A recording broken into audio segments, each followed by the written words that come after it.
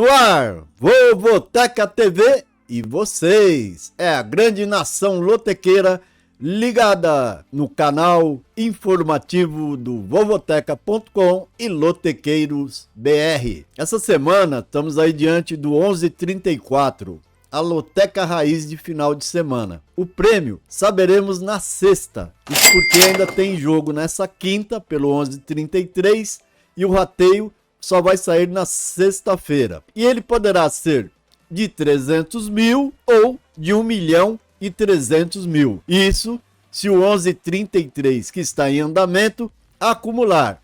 E se os resultados dessa quinta repetirem o de quarta, essa acumulação é bem possível. Você que visita lá o nosso site sabe que nós temos a Vovô Previsões, que estava dando na noite já de quarta 16 apostas vivas, podendo atingir no máximo de 0 a 2 apostas após o final dos jogos restantes dessa quinta-feira. Ou seja, está a um passo da acumulação e assim, se confirmar, o prêmio pode chegar a 1.300.000. O concurso vem apenas com 2 jogos da Série A, 4 da B, 3 da Copa do Brasil e 5 da 13ª rodada da emblemática Série C. Encrenca pura! Agora que você já deu o triplo C, curta, compartilhe e comente. Vocês não estão comentando, hein? De onde você é? Precisa falar aí para mim saber com quem eu tô falando. Agora que você já fez isso, o Matheus é chamado para suas tradicionais avaliações dos números da grande enquete Vovoteca. É com você, filhão! É isso aí, nossa grande nação lotequeira, já superando 900 votos às 14 horas dessa quinta. E lembrando que nesse período de loteca em dobro, a enquete fica prejudicada com a grande massa aguardando para votar na sexta-feira, após o término da rodada na noite de quinta. Mas os bons números de momento já nos permitem uma ótima avaliação e vamos aos meus destaques. Entre as 11 colunas favoritas, apenas 2 se destacam como os bichos papões do 1134. O Bahia com 82%, recebendo o Cuiabá, e aqui eu vejo perigo, afinal, esse Cuiabá sabe ser um adversário tinhoso fora de casa, que o digam o Criciúma, o São Paulo, o Corinthians e o Flamengo, ou seja, um time que nos últimos 5 jogos fora só perdeu 1. É lógico, a força do Bahia em casa é inegável, mas vai correr aquele pequeno risco. O outro bicho-papão é o Atlético Paranaense, com 86%, que em momento de queda técnica no Brasileirão, recebe o Ipiranga pelo jogo de volta da Copa do Brasil, e em casa vai ter que reverter a derrota, no jogo de ida que foi 2-1. Aqui eu acho que o Furacão vai confirmar a classificação. Me chama muito a atenção também que na coluna 2 não exista nenhum destaque positivo, com 10 visitantes recebendo carimbo de zebras, e 4 deles são destacados como apenas surpresas. Entre essas colunas amarelas e vermelhas, eu ligo meu sinalizador de perigo à vista para o Internacional com 17%, mesmo perdendo o jogo de ida, pode ir na Serra Gaúcha e vencer, fato que já ocorreu diversas vezes nesse clássico. O América Mineiro no jogo 4, visitando o Sport, aparece com apenas 17%, e é o tal negócio, aqui é Série B e o Coelho aparece na vice-liderança, e o jogo na Arena Pernambuco tira um pouco a pressão sobre o visitante. Entre as zebras, eu acho que todos são unanimes. O Bragantino, se ele é zebra, de apenas 7%, pode usar seu poder de derruba lotequeiro e matar 93% das apostas. Sempre tomem cuidado com o Bragantino. E já um outro paulista, que é apontado como zebra, é o São Bernardo, com 12%. Porém, mesmo visitando o líder Voltaço, destaco que o Berlô, em 5 jogos fora, venceu 2, empatou 2 e só perdeu 1. Ou seja, vai fazer um jogo de iguais e pode manter seu padrão de visitante. É isso aí, galera. Esses foram os meus destaques da nossa grande enquete. Continuem votando no vovoteca.com e no Lotequeiros BR, nessa ferramenta que ajuda demais a nossa grande nação lotequeira. E sem mais enrolação, eu devolvo agora para o JP para a análise do nosso querido jogo sugestão. É isso aí, filhão. Belas análises como sempre. Tá ficando o analista mor das parciais da grande enquete Vovoteca. E assim como você, eu concordo, né? Há muito tempo eu não vejo um concurso onde a coluna 2 dos visitantes ficou tão desprestigiada pelos apostadores que estão votando. e sempre pinta uma ou outra, essa que é a realidade. Mas é isso aí, né? Vamos analisar. Então, se a coluna 2 está ficando assim como surpresa e zebra, isso significa o quê? Que aproveitar a enquete é cercar algumas colunas 2, não é verdade? Aí o prêmio vem alto. Tá aí na tela agora a nossa matriz, o esqueleto, a raiz do meu jogo, com os 14 secos. Eu indico 5 duplos, né, que eu acho que podem vir ajudar. Indico também aquele jogo que eu acho que pode ser considerado o jogo encrenca da rodada, assim como a zebra do concurso. E vamos a uma breve análise. Juventude Inter, Copa do Brasil. O concurso começa com um jogo até digno de triplo. É decisão de vaga na Copa do Brasil. O Juve saiu na frente, vencendo em Porto Alegre por 2-1.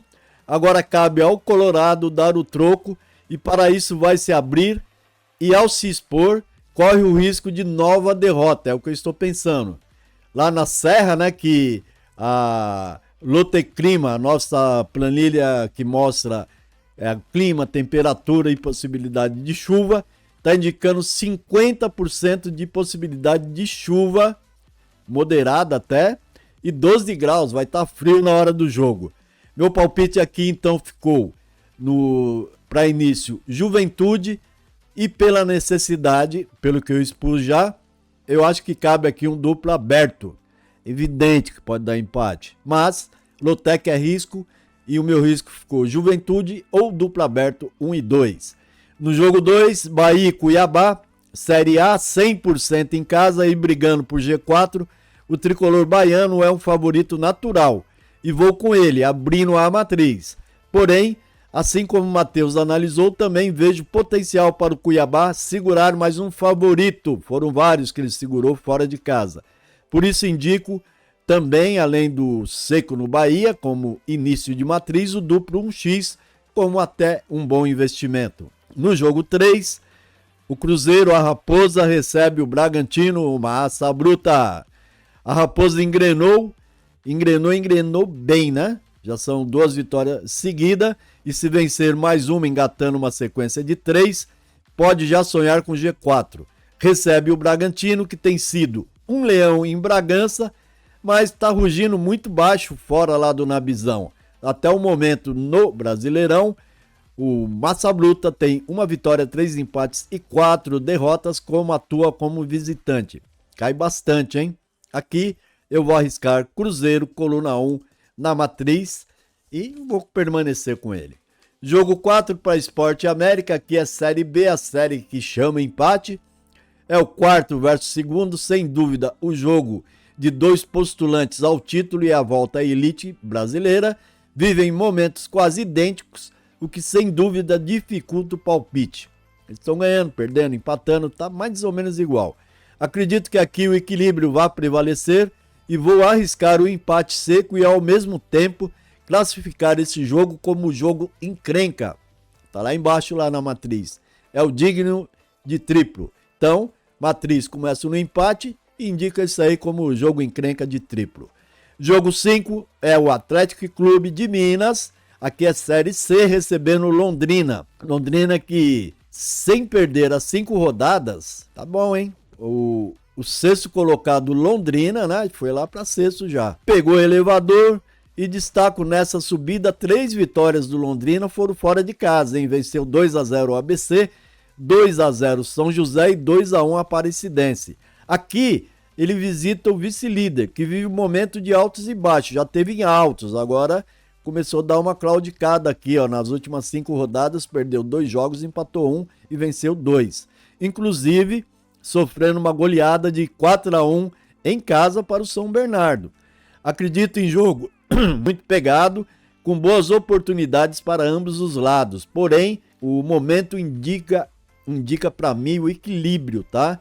Eu estou indo com empate na minha matriz e indicando esse duplo coluna 1 e coluna do meio, puxando aí para o lado do mandante. No jogo 6, temos CRB e Coritiba, Série B. O CRB na zona da confusão, né? Tá lá em 17º.